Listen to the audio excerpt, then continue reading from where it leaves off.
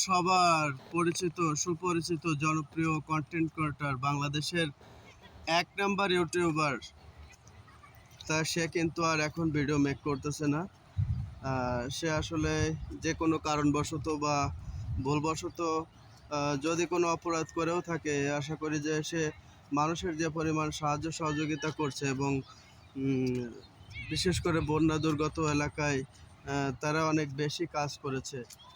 তো মানুষের bad side good side দুইটা সাইড থাকবে, এটা স্বাভাবিক।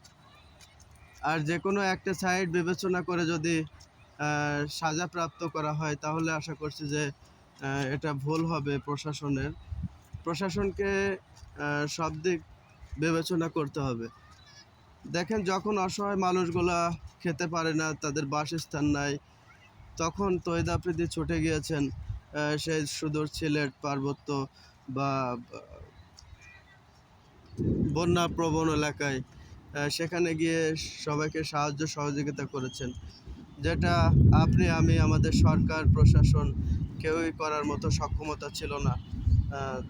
তো এই বিষয়গুলা যদি ভালো হয়, তাহলে অবশ্যই আমি মনে করি যে তাকে একটু স্যাক্রিফাইস করা প্রয়োজন। কারণ স্যাক্রিফাইস করলে মানুষ সেখান থেকে আরও শিখবে, জানবে এবং তার কাজ করার আগ্রহটা বেড়ে যাবে। তাই অবশ্যই